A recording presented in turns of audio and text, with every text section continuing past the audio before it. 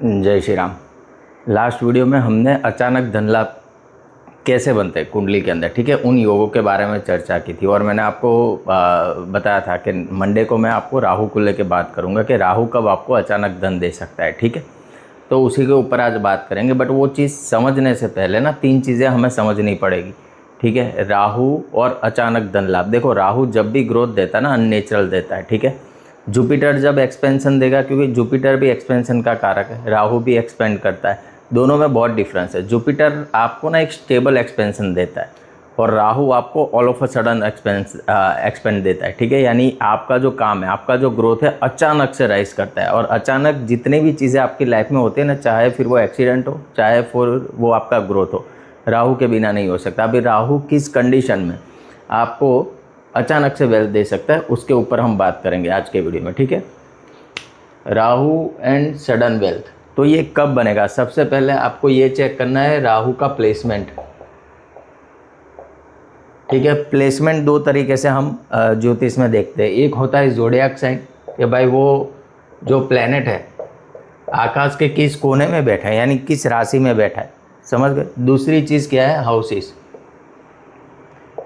ठीक है, इसके ऊपर चर्चा करेंगे। और उसके बाद 2 पॉइंट ऐसे हैं जो कंसीडर करेंगे कि राहु आपके लिए फेवरेबल है या फिर अनफेवरेबल है, ठीक है, उसके ऊपर बात करेंगे। तो सबसे पहले जो हाउस प्रोमिनेंट होता है अचानक धन लाभ के लिए, सॉरी, उसके ऊपर बात करेंगे। देखो, हमने लास्ट वीडियो में बात करी थी कि भाई अचानक धन लाभ के लिए आपको ना 4 हाउस प्रोमिनेंट है।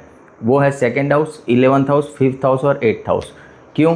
क्योंकि ये वाला जो हाउस है ना, यहाँ से व्यक्ति जो भी कार्य करता है, जो भी मेहनत करता है और फिर जो चीज़ें इकट्ठा करता है ना, उसका हाउस है ये 2nd हाउस, ठीक है। 2nd हाउस से आपका वेल्थ एक्यूमुलेशन देखा जाता है कि भाई आपने जीवन भर जितना भी काम किया उससे आपने पैसे कितने कमाए, ठीक है, आपने पैसे कितने जुड़ाए, तो वो 2nd हाउस से देखा जाता है, ठीक है। तो एक तो ये आ गया।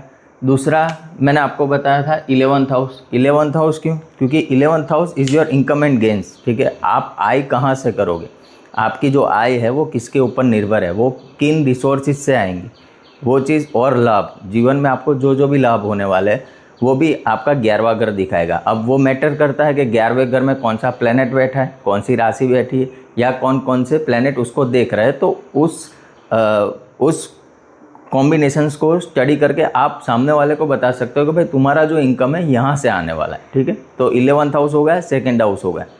उसके बाद जो आता है अचानक धन लाभ के लिए, वो है 5th हाउस। अभी 5th हाउस वैसे तो पूर्व पुण्य भाव है, आपकी लर्निंग है, आपका एजुकेशन है, आपका इंटेलिजेंस है, ठीक है। बट साथ साथ में आपका फन भी है, एन्जॉयमेंट भी है, और स्पेक्यूलेशन, ट्रेडिंग के जितने भी काम है हम 5th हाउस से देखते हैं। अब आप एक चीज़ नोट करो कि व्यक्ति को अचानक से कहीं पैसा मिलता है तो कहाँ से मिलता है? 5th हाउस से मिल सकता है ना, क्योंकि वो स्पेक्यूलेशन का काम कर रहा है, समझ रहे हो। तो स्पेक्यूलेशन, स्टॉक मार्केट। अभी दूसरी एक चीज़, 5th हाउस को हम इसके लिए लेते हैं। एक और हाउस है जो आपको अचानक धन दे सकता है, वो है ये।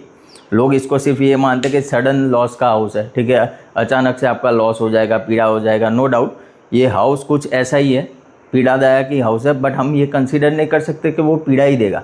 हमें वो चेक करना पड़ेगा कि वो हाउस किस कंडीशन में बैठा हो, यानी वहाँ पे जो प्लेनेट बैठा है वो आपकी कुंडली के लिए फेवरेबल है क्या अनफेवरेबल है, वो भी स्टडी करना पड़ता है। उसके ऊपर से ही आप सामने वाले को बता सकते हो कि भाई ये जो अष्टम भाव की दशा है वो तुम्हारे लिए कैसी जाएगी, तुम्हें कैसे रिजल्ट दे के जाएगी, ठीक है। तो 4 हाउसेस हमने आइडेंटिफाई कर लिए। कौन कौन से हाउसेस? 2, 5, 8, 11, ठीक है। ये हाउसेस मैंने क्यों बताया आपको? क्योंकि जो ओवरऑल धन लाभ है ना वो यहीं से देखा जाता है, ठीक है। अभी अचानक सडन गेंस कहाँ से होगा? 8th हाउस से होगा, 5th हाउस से होगा। और गेन से इसके लिए हम 11th हाउस को कंसिडर कर रहे हैं। और किसका गेन से? वेल्थ का। इसके लिए हम 2nd हाउस को कंसिडर कर रहे हैं। तो जब आपका राहु 2, 5, 8, 11, तो आपके लिए एक पॉइंट पॉजिटिव हो गया कि ये हाउसेस मनी गिविंग हाउसेस है, ठीक है। अब दूसरी कंडीशन पे आ जाते हैं। दूसरी कंडीशन क्या है? ठीक है, दूसरी कंडीशन हमें ये चेक करना है कि राहु किस राशि में बैठा है, ठीक है। राहु के लिए सबसे फेवरेबल राशि कौन सी है वो मैं आपको बताता हूँ। 2, वृषभ राशि में राहु सबसे अच्छा काम करता है।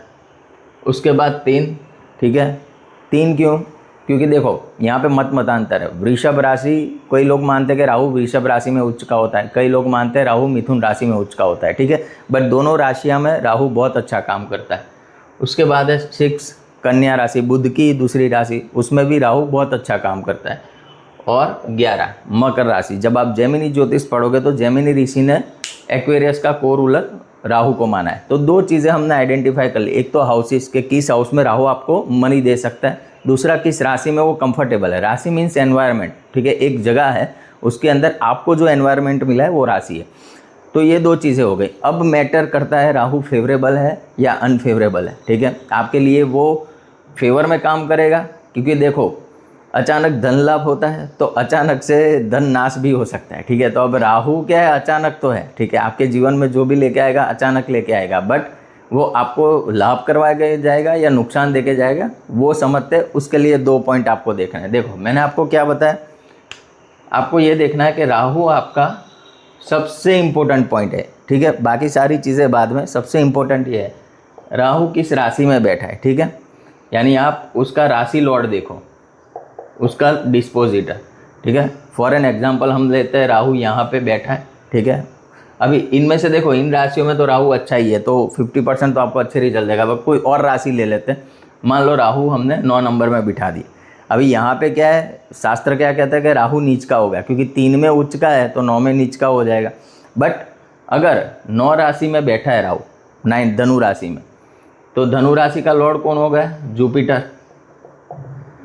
अभी मान लो जुपिटर आपका 10, 11, 12, ठीक है, जुपिटर यहाँ पे बैठा है, तो ये कंडीशन क्या हो गई जुपिटर की, अच्छी कंडीशन हो गई, खुद की राशि में बैठ गया, समझे। तो राहु जिस राशि में बैठा है ना, वो राशि लॉर्ड स्ट्रांग होना चाहिए, ठीक है। चलो यहाँ नहीं बैठा तो उसको यहाँ पे बिठाता है। अभी 4 नंबर में जुपिटर कैसा हुआ है, उच्च का हुआ है, एक्सोल्टेड, और हाउस वाइफ्स भी एक्सोल्टेड हो गया, बिकॉज जो 9th हाउस है ना उसको रूल, अगर आप स्थायी कारक की बात करो तो वो भी जुपिटर ही है। तो अगर राहु जिस राशि में बैठा है उसका राशि लॉर्ड कुंडली के अंदर मजबूत बैठा है ना, तो 70% आपका काम सही हो गया। अब राहु की कंडीशन आप चेक कर लो, अगर वो हाउस में 2, 5, 8, 11 उसमें बैठा है, वो एक पॉजिटिव पॉइंट हो गया। दूसरा, जिस राशि में बैठा है उसका राशि लॉर्ड मजबूत है, तो दूसरा पॉइंट पॉजिटिव हो गया, यानी 2 पॉइंट तो पॉजिटिव हो गए, तो 70% आपका काम हो गया। अब जो 30% रहा उसके ऊपर बात करते हैं। ऐसा ज़रूरी नहीं कि राहु अकेला बैठा होगा, राहु किसी ना किसी इन्फ्लुएंस में भी हो सकता है ना कुंडली के अंदर। तो आपको ये चेक करना है कि राहु जो है वो किसके इन्फ्लुएंस में, ठीक है, कौन सा प्लैनेट उसको इन्फ्लुएंस कर रहा है। इन्फ्लुएंस 2 तरीके से हो सकता है, या तो उसके साथ कोई प्लैनेट बैठ जाए, या तो कोई प्लैनेट उसको देख ले, ठीक है, समझ गए। तो मान लो राहु आपका 1st house Lord, 5th house Lord या 9th हाउस लॉर्ड, क्योंकि ये कुंडली के सबसे अच्छे हाउसेस है ना।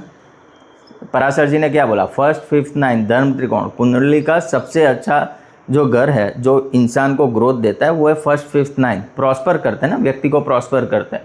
तो जब इनके साथ युति बना के, या तो ये प्लैनेट राहु को देख रहे हैं, तो आपका राहु फिर 100% आप सामने वाले को बोल सकते हो कि ये राहु आपको धन लाभ देके ही जाएगा। कैसे, अभी यहाँ पे देखो 9 नंबर है, तो यहाँ पे 8 नंबर आएगा, ठीक है। तो 8 नंबर का मालिक कौन है, मंगल।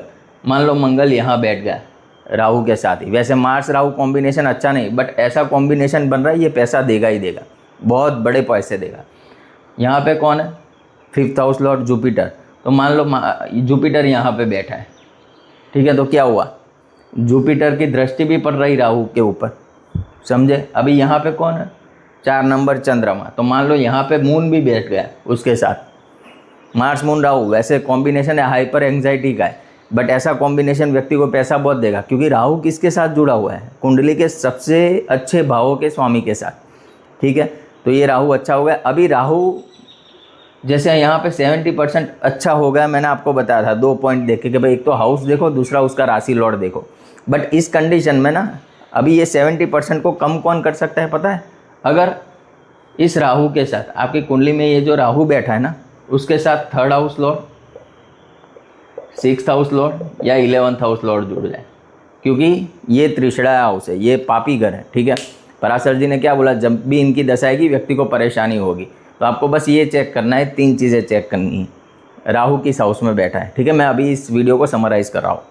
राहु किस हाउस में बैठा है, 2, 5, 8, 11, एक पॉइंट टिक कर दो कि भाई आपको अचानक धन लाभ हो सकता है, बिकॉज राहु फेवरेबल हाउसेस में। अब हमें ये चेक करना है कि राहु आपके लिए फेवरेबल है कि नहीं। उसके लिए हम क्या करेंगे, पहले देखेंगे राहु किस राशि में बैठा है। राहु जिस राशि में बैठा है उस राशि का स्वामी कुंडली में मजबूत है। मजबूत कैसे होगा, या तो वो एक्सोल्टेड हो जाए, या तो खुद की राशि में बैठ जाए, या मित्र राशि में बैठ जाए। ये 3 कंडीशन होती है ग्रह की अच्छे होने की, ठीक है। तो वो दूसरा पॉइंट क्लियर होगा। अभी तीसरा पॉइंट क्या है, राहु किसके साथ जुड़ा हुआ है वो आपको चेक करना है, ठीक है। अगर 1st, 5th, 9th के साथ जुड़ा है, एक्सीलेंट राहु है, आपको ये पैसा देगा ही देगा।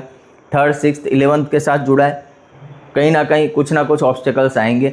अब आप ये कहोगे कि सर उसमें नहीं जुड़ा है, तो मान लो 2nd हाउस के लॉर्ड के साथ जुड़ा है, 7th हाउस लॉर्ड के साथ जुड़ा है, तो वो भी अच्छा नहीं है, बिकॉज 2nd, 7th दोनों मारक भाव, ठीक है, तो उसको भी निकाल दो।